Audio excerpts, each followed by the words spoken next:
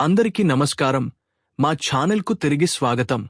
దాదాపు 45 లక్షల మంది కేంద్ర ప్రభుత్వ ఉద్యోగుల కనీస బేసి వేతనం 18,000 రూపాయల నుండి ప్రతిపాదిత 69,000 రూపాయలకు పెరగవచ్చని మీకు తెలుసా? 8వ వేతన సంఘం మొదటి అధికారిక సమావేశం ఇప్పుడే ముగిసింది మరియు అందులో ప్రవేశపెట్టిన డిమాండ్లు మీ జీతం, అలవెన్సులు మరియు పెన్షన్ నిర్మాణం పూర్తిగా మార్చివేయగలవు. ఒక్క క్షణం మీ దినచర్య గురించి ఆలోచించండి. మీరు ఉదయాన్నే లేస్తారు, ఇంటి ఖర్చులను చూసుకుంటారు, పెరుగుతున్న పాఠశాల ఫీజులు చెల్లిస్తారు మరియు భవిష్యత్తు కోసం పొదుపు చేయడానికి ప్రయత్నిస్తారు. ఇవన్నీ చేస్తూనే నిత్యావసర వస్తువుల ధరలు పెరగడాన్ని చూస్తుంటారు. ఒక అంకితభావం గల ప్రభుత్వ ఉద్యోగిగా మీరు ఎక్కువ గంటలు పనిచేస్తారు, కాని తరచుగా మీ జీతం దానికి తగినట్లుగా పెరగడం లేదని మీకు అనిపిస్తుంది. జాతీయ పెన్షన్ వ్యవస్థ కింద మీ పదవీ విరమణ పొదుపు భవిష్యత్తులో మీకు ఎలా ఉపయోగపడుతుందోనని, లేదా మీ వార్షిక ఇంక్రిమెంట్ మీ నెలవారీ బడ్జెట్లో ఎందుకు పెద్దగా మార్పు తీసుకురావడం లేదని మీరు ఆందోళన చెందుతుండవచ్చు. ఈ ఆర్థిక ఒత్తిడిని అనుభవిస్తున్నది మీరు ఒక్కరే కాదు. విషయంలోకి వెళ్లే ముందు మీరందరూ మా ఛానల్ను లైక్, షేర్ మరియు సబ్స్క్రైబ్ చేసి మాకు మద్దతు ఇవ్వాలని మేము కోరుతున్నాము. అందుకే ఈరోజు ఉద్యోగుల ప్రతినిధులు 8వ కేంద్ర వేతన సంఘానికి ఇటీవల సమర్పించిన ప్రధాన డిమాండ్లను మనం విశ్లేషించబోతున్నాము. ఈ చర్చ మీ భవిష్యత్ జీతం, మీ కెరీర్ పురోగతి మరియు అన్నింటికంటే ముఖ్యంగా మీ కుటుంబ ఆర్థిక భద్రతపై నేరుగా ప్రభావం చూపుతుంది. ఈ ప్రతిపాదనలను ఇప్పుడే అర్థం చేసుకోవడం వలన మీరు ఏమీ ఆశించవచ్చో మరియు మీ ఆర్థిక విషయాలను ఎలా సిద్ధం చేసుకోవాలో ఖచ్చితంగా తెలుసుకోవడానికి మీకు సహాయపడుతుంది.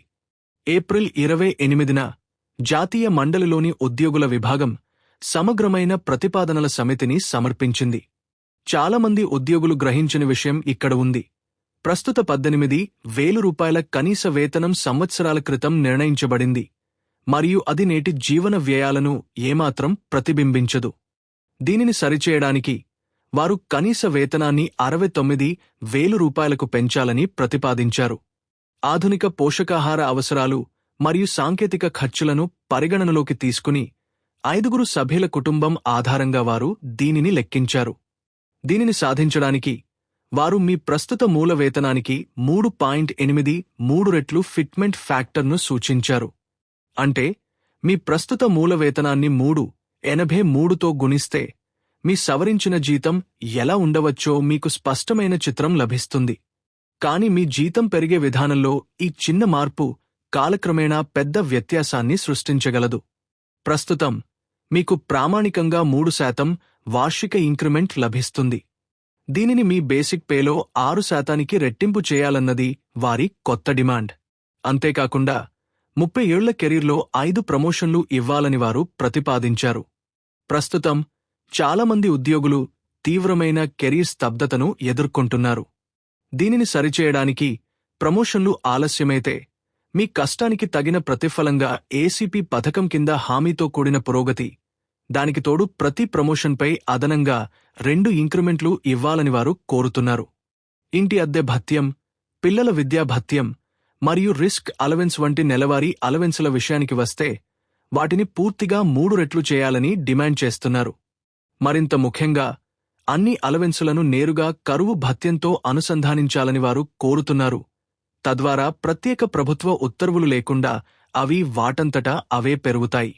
పండుగలు మరియు వాహనాల కోసం వడ్డీ లేని అడ్వాన్సుల కోసం కూడా వారు ఒత్తిడి చేస్తున్నారు. చివరగా అత్యంత ముఖ్యమైన ప్రతిపాదనలలో ఒకటి మీ పదవీ విరమణకు సంబంధించింది. జాతీయ పింఛను వ్యవస్థను పూర్తిగా ఉపసంహరించుకోవాలని, ఏకీకృత పింఛను పథకాన్ని రద్దు చేయాలని మరియు పాత వాటా అవసరం లేని పింఛను వ్యవస్థను పునరుద్ధరించాలని ప్రతినిధులు డిమాండ్ చేశారు. ఒక సాధారణ ఉదాహరణతో ఇది మీ నిజ జీవితాన్ని ఎలా ప్రభావితం చేస్తుందో చూద్దాం. మీ ప్రస్తుత మూల వేతనం 30,000 రూపాయలు అని ఊహించుకోండి. మనం ప్రతిపాదిత 3.83 ఫిట్మెంట్ ఫ్యాక్టర్ను వర్తింపజేస్తే మీ కొత్త మూల వేతనం సుమారు 1,14,900 రూపాయలు అవుతుంది. ప్రామాణిక కోతలు తీసివేసిన తర్వాత కూడా మీ నెలవారీ చేతికి అందే జీతంలో భారీ మార్పు వస్తుంది. ఇప్పుడు 6% వార్షిక పెంపును పరిగణించండి. ప్రస్తుత 3% నిబంధన ప్రకారం మీకు సంవత్సరానికి కేవలం ₹900 పెరుగుదల మాత్రమే లభిస్తుంది. ప్రతిపాదిత 6% నిబంధన ప్రకారం ప్రతి సంవత్సరం మీ మూల వేతనానికి ₹6,800 పైగా అదనంగా లభిస్తుంది. మీ కుటుంబానికి ఈ వ్యత్యాసం అంటే మీ పిల్లలకు మెరుగైన విద్యా అవకాశాలు మరియు ఎన్పీఎస్ యొక్క మార్కెటనుసంధాన అనిశ్చితికి బదులుగా సురక్షితమైన హామీతో కూడిన పెన్షన్తో వచ్చే సంపూర్ణ మనశ్శాంతి. ప్రస్తుతానికి ఇవి ప్రతిపాదనలు మాత్రమే, తుది నిబంధనలు కాదని గుర్తుంచుకోవడం చాలా ముఖ్యం. కాబట్టి మీరు ఈరోజు ఏమి చేయాలి? ముందుగా మీ అంచనా వేతనాన్ని మీరే లెక్కించుకోండి. మీ ప్రస్తుత మూల వేతనాన్ని తీసుకుని దానిని 383తో గుణించండి. ఆ సంఖ్యను రాసుకోండి. దానివల్ల మీకు వాస్తవిక అంచనా ఉంటుంది. రెండవది, మీరు ప్రస్తుతం ఎన్పీఎస్ కింద ఉన్నట్లయితే పాత పెన్షన్ రేపు తిరిగి వస్తుందనే ఆశతో మీ చెల్లింపులను ఆపవద్దు.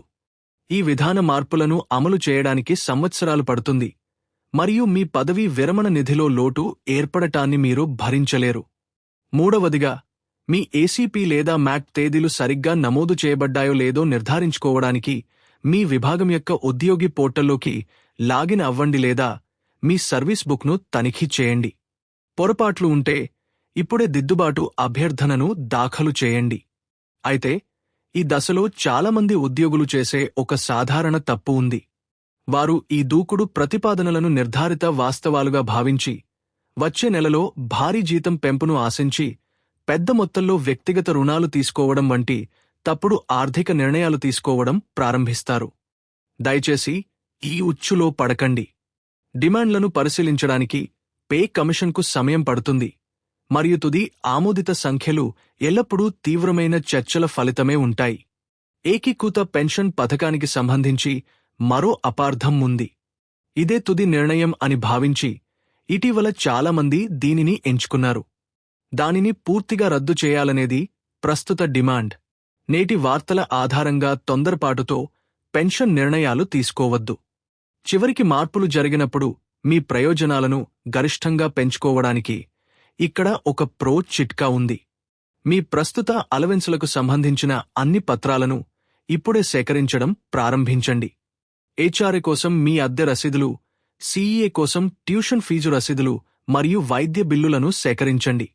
అలవెన్సులు 3 రెట్లు పెరిగితే మీ పత్రాలు సంపూర్ణంగా వ్యవస్థీకృతంగా ఉండటం వలన మీ అకౌంట్స్ విభాగం మీ సవరించిన మొత్తాలను ఎటువంటి ఆలస్యం లేకుండా ప్రాసెస్ చేస్తుందని నిర్ధారించుకోవచ్చు.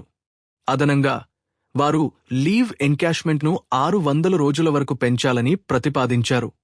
మీరు ఆర్జిత సెలవుల నిల్వను గమనిస్తూ ఉండండి మరియు అది మీ పేస్లిప్లో సరిగ్గా ప్రతిబింబించేలా చూసుకోండి, ఎందుకంటే పదవీ విరమణ సమయంలో ఇది మీకు భారీ మొత్తంలో ఏకమొత్తం చెల్లింపుగా మారుతుంది. సంక్షిప్తంగా గుర్తుచేసుకుంటే 8వ వేతన సంఘం చర్చలు కొన్ని శక్తివంతమైన డిమాండ్లను ముందుకు తెచ్చాయి.